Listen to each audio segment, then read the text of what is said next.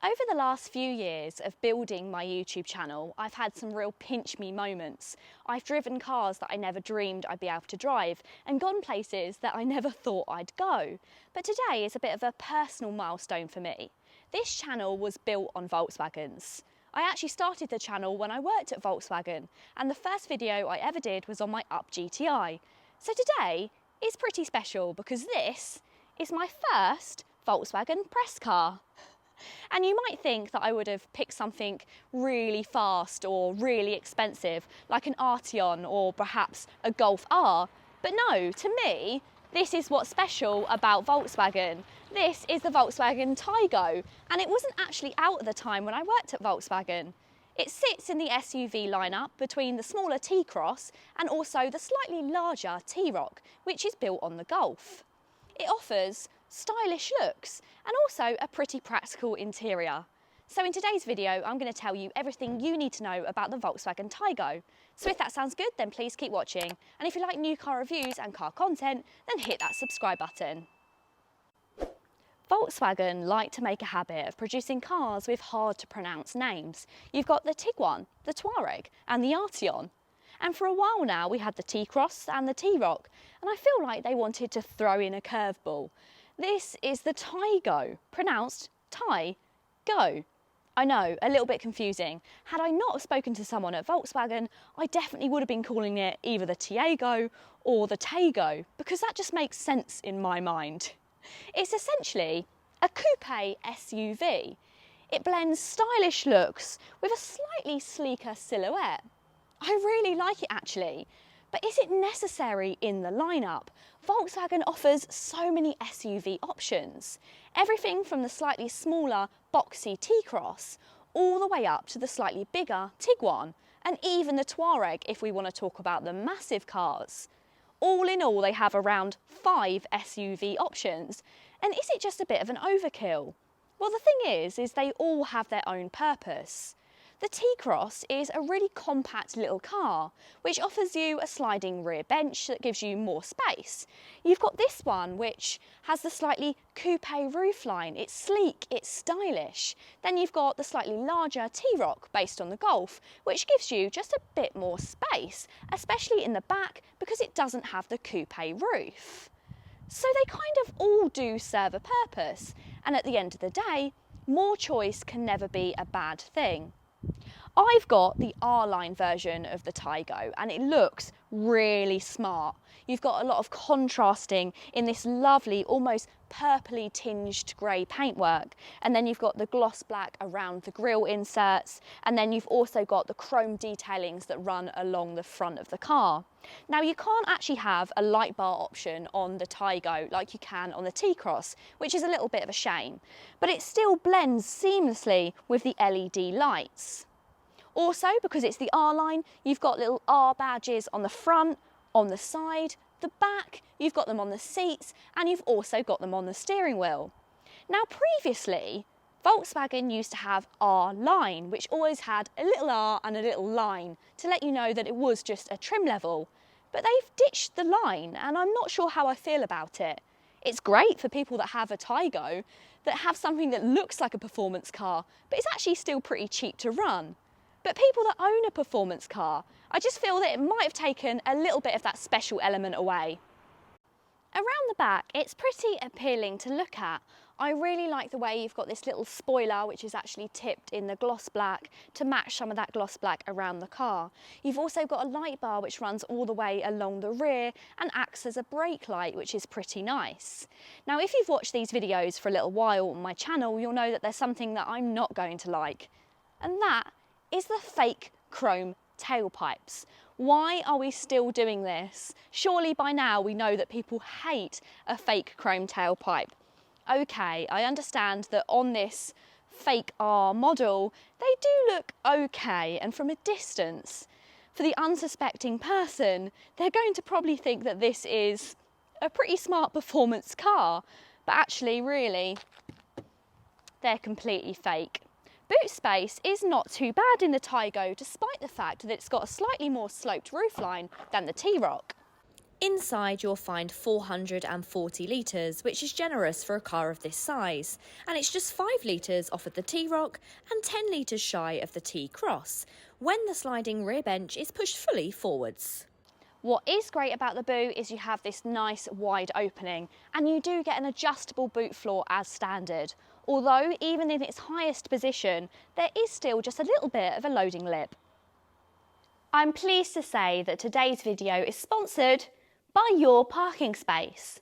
Last week I travelled into London for 4 days and wanted somewhere safe and affordable to park. That's where Your Parking Space comes in. You can pick from over 350,000 spaces to come and go as you please during hourly, weekly, even monthly parking. Simply search the location you're looking to park. Pick a space that suits your needs. Then, once booked, and they even take Apple Pay, you get confirmation and more details on your parking space. My favourite part is you can even navigate to your space via the app, and it'll input the exact location on either Apple Maps or Google Maps.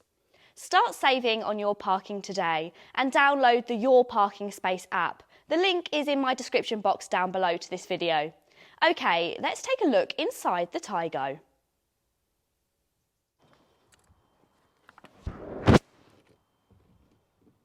Rear space for a small SUV is actually better than expected.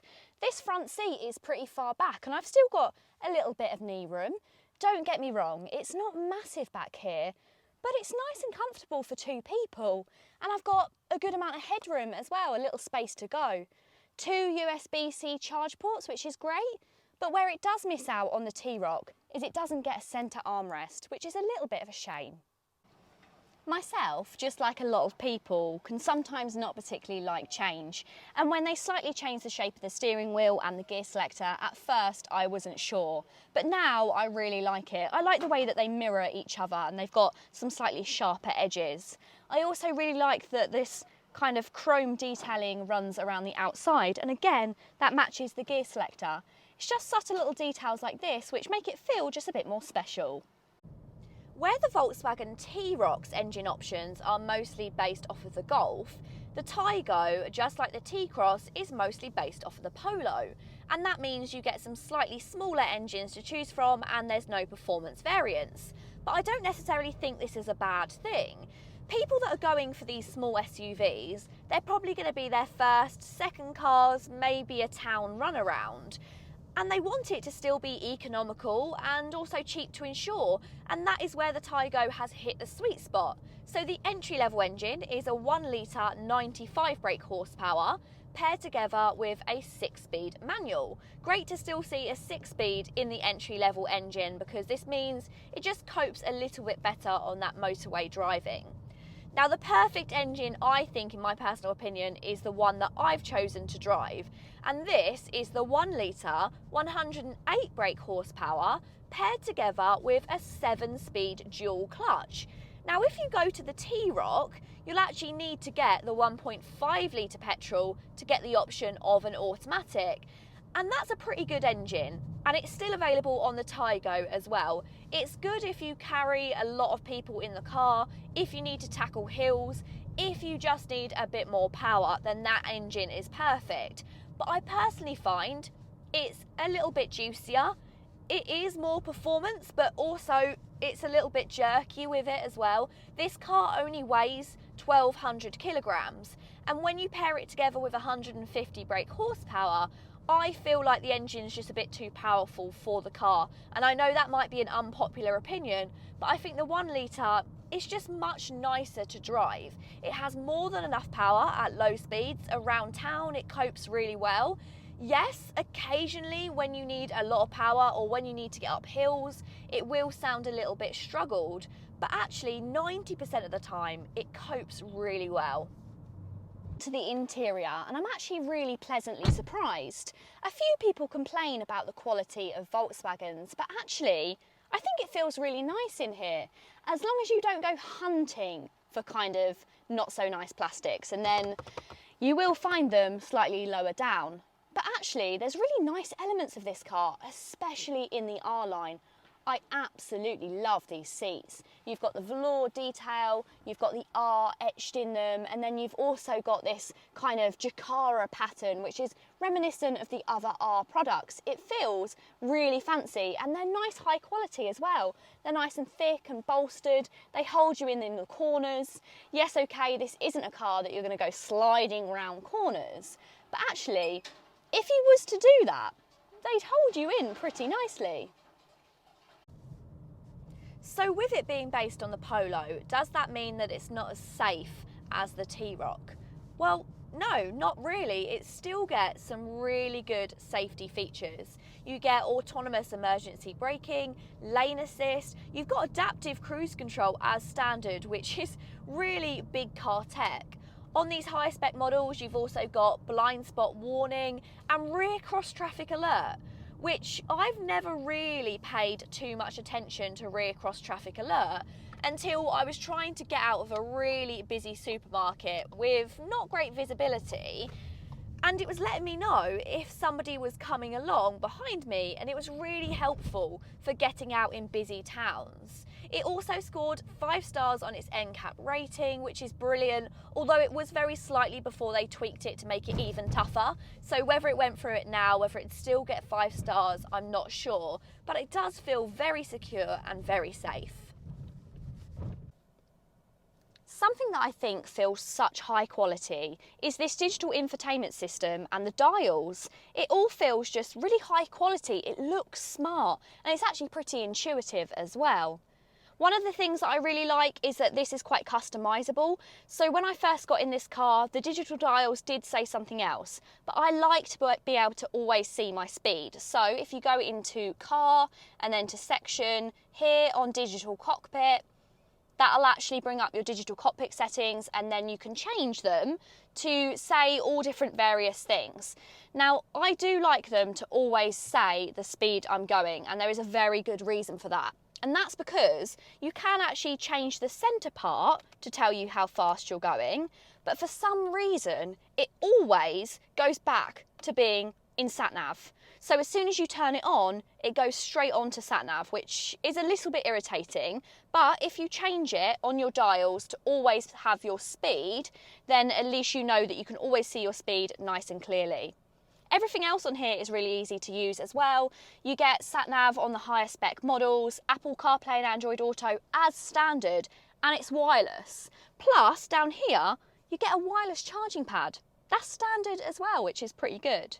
And then on the higher spec models, you also get this little digital climate control section, but it is touchscreen, which can be a little bit awkward. You can choose to slide up and down, or you can also tap those to change them as well. The only issues I found with these is occasionally I'll hit the heated seat buttons without knowing, and suddenly I'll have a really warm bum, which when it's as hot as it is not a particularly nice experience. Personally, I would prefer them to just be the physical climate control dials that you get in the lower spec models. But once you get used to this, it's okay. It's much better than the one that they put in the Golf. When it comes to the question of would I buy a Taigo or would I opt for the T-roc, it's a difficult one to answer, and I don't think I've quite made my mind up. I really like the slightly boxier feel of the T-roc, and you get just a touch more space. But actually, they're very closely pegged for their optional extras and things you get included. But because the T-roc is based off of the Golf, I feel like you get just a bit more standard equipment, making it feel a little bit more value for money. But actually, the fact that you can get the Taigo with that 1 litre automatic gearbox makes it quite appealing. I'm not sure. Let me know in the comments down below, guys. What do you think? Do you like the Taigo, or would you go for its bigger brother, the T-roc? If you've enjoyed this video today, please go ahead and give it a thumbs up. And if you want to see more videos like this, then hit the subscribe button. Until next time, guys, see you later.